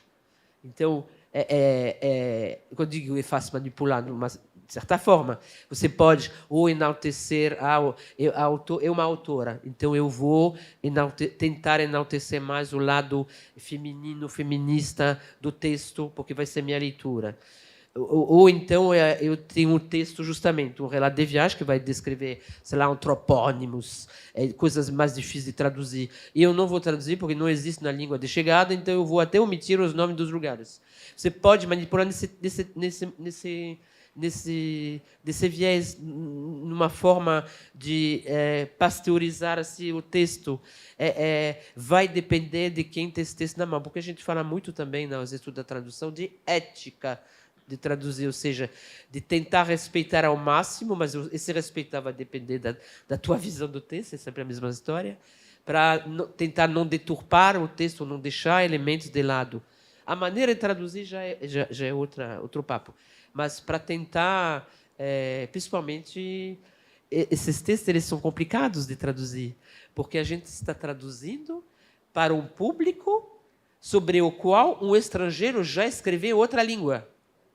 Não é? É um relato de viagem na China que a gente vai traduzir para o português. Não. É um texto sobre o Brasil que foi escrito para estrangeiros, por estrangeiros, sobre o próprio Brasil, e que nós estamos traduzindo para esse público que pertence a essa região. Então, isso eu chamo de retrotradução, e que é complicado, porque você sabe... Por exemplo, ela faz nota de rodapé, às vezes, explicando o que é uma onça pintada, não me vem exemplo agora, mas a gente não traduz essa nota de rodapé. para um público brasileiro. Então, tem coisas que você tem que desfocar a câmera, olhar, para lembrar, não, eu estou escrevendo para o público brasileiro. Tem coisas que não faz sentido traduzir. Ah, mas você não traduziu tudo. Não. Não traduziu tudo, porque a gente traduz incorporando o público leitor. Sem o leitor, não há por que traduzir, né? Então, é cheio de coisas. Não sei se eu respondi, eu sei que eu me perco nas coisas, mas se posso... Não sei.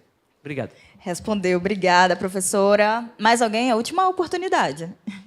Eita, agora 2, 3. Vamos fazer um bloco dos 3, e aí a professora responde, e aí a gente faz um sorteio, e aí as considerações finais, pode ser? Vou passar aqui rapidamente para o Ângelo, Petros e Nícia.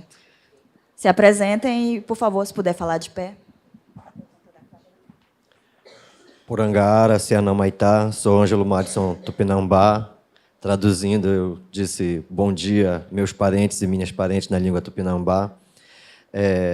A importância da crônica dos viajantes é fundamental para os nossos estudos, né? Desde o primeiro, Gaspar de Carvajal, né? Já foi, inclusive, os termos Amazônia, né?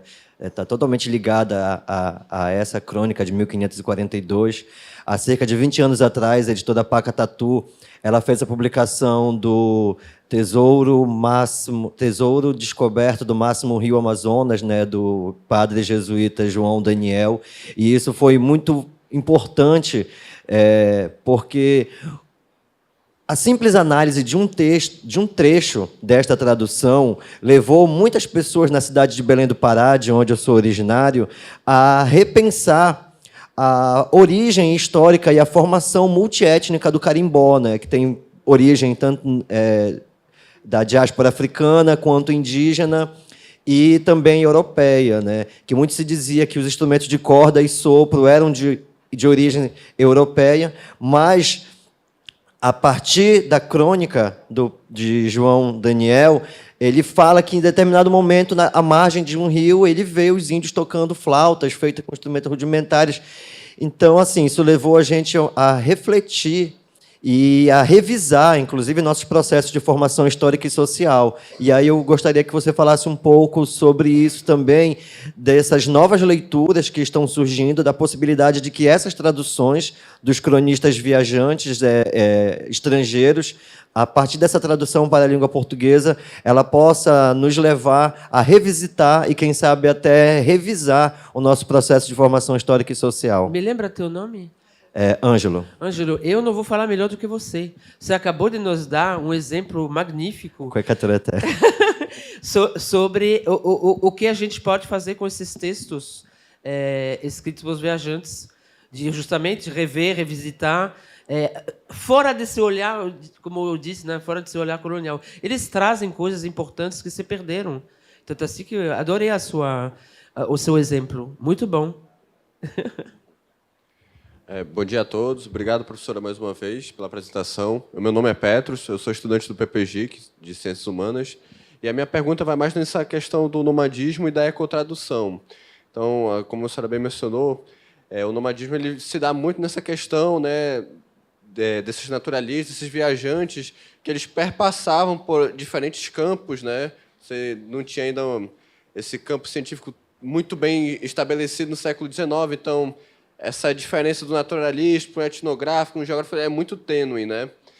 E eu queria saber se a senhora pensa como a ecotradução como uma extensão desse nomadismo, uma medida, uma ferramenta da gente conseguir se utilizar ou propor um conhecimento em movimento, né? Que não busque somente fazer essa tradução, mas como também trazer esse destaque para a natureza, como não somente uma paisagem de uma literatura, mas como um sujeito, como que influencia e é influenciado, né, nessa interação dos viajantes como um meio, né? Então é mais nessa linha. Eu acho também nessa tua fala, tu responde a tua dúvida. Não tem como trabalhar com ecotradução sem trabalhar com nomadismo. Sim. Eu comecei por trabalhar com ecotradução. E depois me veio a questão do nomadismo por causa do grande projeto do José Guilherme, do qual a gente participa, E também porque eu viajei muito com esse grupo dentro do interior do Pará, aqui na Amazônia ainda não, mas principalmente no interior do Pará. E de fato, o projeto ele vai buscar a questão justamente do nomadismo dos ribeirinhos, dos pescadores, dos quilombolas, dos indígenas. Então, tem tudo a ver essa questão do estudo da tradução com um viés eco com o nomadismo. Tem tudo a ver. Só que eu não tinha visto de primeira mão, né? Comecei pela ecotradução, mas eu sentia que faltava com o elemento. E aí a questão dessa circulação, desse movimento, como você falou, ela me parece fundamental. Eu concordo contigo. Eu que agradeço. Oi.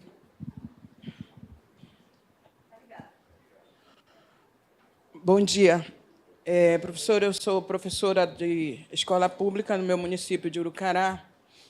E eu gostaria de falar sobre a importância da sua pesquisa, né, para o resgate da identidade. Quando nós, na escola pública, estamos muito distante dessa criticidade do reconhecimento do pertencimento. Então, a pesquisa, o trabalho que vem sendo desenvolvido com essas traduções, hoje eu sinto falta dentro do meu projeto de pesquisa, quando eu busco a historicidade, a existência dos povos iscarianos dentro do território de Urucará. Então, eu fui fazer a pesquisa sobre essa realidade e eu encontro dentro do Arquivo Nacional ainda textos não traduzidos, e aí nos traz uma grande dificuldade para a análise e a discussão de resultados, né? Então, eu gostaria de fazer este comentário da importância que é o trabalho do projeto, né, do trabalho que vocês têm feito diante da necessidade do protagonismo e amazônida, né? O amazonense, eu vejo que nós temos muita dificuldade de relatar a nossa história, a nossa identidade, os nossos saberes. E aí eu conclamo, inclusive, a nós, amazônidas, a integrarmos esse processo, não passar pela universidade e deixar isso para trás, mas levar conosco e trazer essa discussão para dentro das nossas escolas, para dentro dos nossos espaços, dos nossos municípios. Nós pertencemos a esse espaço. Ninguém melhor que nós sabe falar da nossa realidade e dos nossos saberes. Então, o seu trabalho é importante e eu penso que as nossas pesquisas que nós conduzimos hoje dentro da universidade, elas devem ter esse viés também de registrar o pertencimento à identidade. Bastaria, talvez, a gente conversar melhor e mais para poder justamente traduzir textos que vocês necessitam. Porque a gente vai da nossa formação, né? Então, a gente vai traduzir textos que têm a ver... Bom, são mais contemporâneos, né? São mais final do século XIX, mas não impede a gente começar por traduzir textos que vocês gostariam de poder ler. Mas eu entendo essa dificuldade. A língua estrangeira é um limite, ela impede você ter acesso a certas coisas. Você viu quando eu citei o professor chinês? Eu não tenho acesso a tudo que ele escreve. Deve ter coisa maravilhosa, mas eu não leio chinês. Então, eu dependo desse professor escrever em inglês para poder ler. Agora, se, por exemplo, alguém que pesquisa e não lê inglês, aí tem mais uma dificuldade. Mas hoje, esses textos que são mais teóricos, dá para passar nesses chat da vida, GPT, etc. Mas, no caso dos textos que interessam a vocês, realmente, são textos que você não tem acesso. Eu acho terrível. E há tantos anos... Mas nada que seja impossível da gente fazer projetos conjuntos no futuro próximo. Obrigado pela sua fala. Muito bem, um novo projeto surgindo aí. Estou me lançando. Bem, então, eu gostaria de dizer que eu acho que tudo o que foi proposto aqui na palestra... nos trouxe um debate bem interessante, com várias questões que nos tocam aqui profundamente. Tá? Tá? Então, nos trouxe questões, inclusive aqui registrado, né, pela Nízia, a importância, né, desse trabalho continuar. Então, assim, a partir dessa palestra, está aí também o convite para os próprios alunos do PPGIC que se interessarem por esse tema também, né, estudarem mais sobre esses assuntos e talvez produzir também algumas dessas traduções do que é importante ser lido, né? Então, quem vai dizer isso são vocês. Isso. Então, eu quero agradecer muito aqui a presença da nossa querida professora Marie-Hélène e dizer que ela está conclamada a retornar em breve aqui conosco. Ok, obrigada. Então, uma salva de palmas para a nossa conferencista.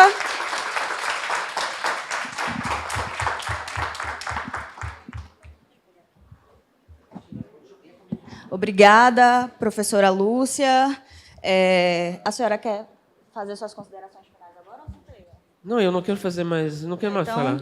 Então, mais uma vez, nós gostaríamos de agradecer à professora Marie-Hélène pela belíssima conferência de abertura. E, em nome da Universidade do Estado do Amazonas, gostaríamos de agradecer também a presença de todos vocês que estão aqui e aqueles que estão acompanhando de forma online. Esperamos todos vocês, né, ao longo das nossas atividades. E para os que estão aqui, por favor, permaneçam, que nós vamos fazer agora o sorteio de 6 livros da professora Marie.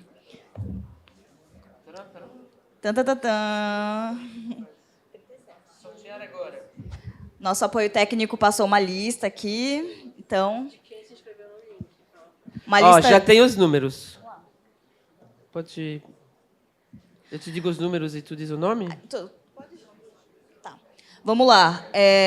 17. Wilson Gabriel Carvalho Cruz. Aê! Vamos bater uma foto, um registro?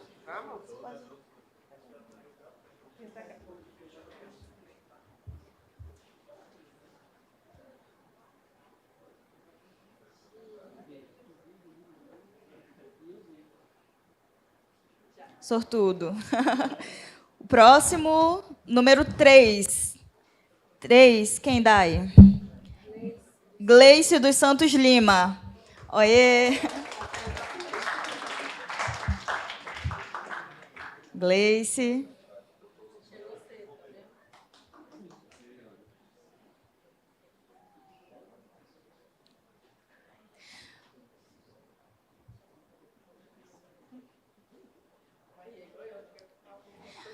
O próximo, ou melhor, a próxima, número 2. Nízia, olha.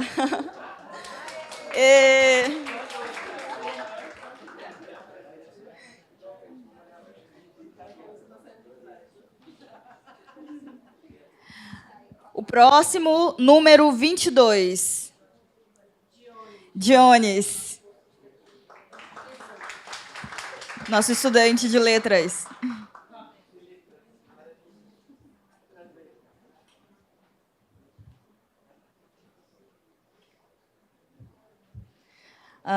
Próximo, número 20. Rebeca.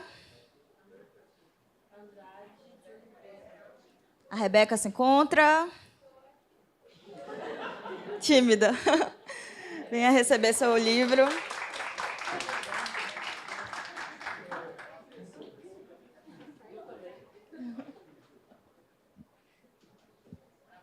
E nosso último sorteado, número 29. Nayara Fernanda. Nayara se encontra?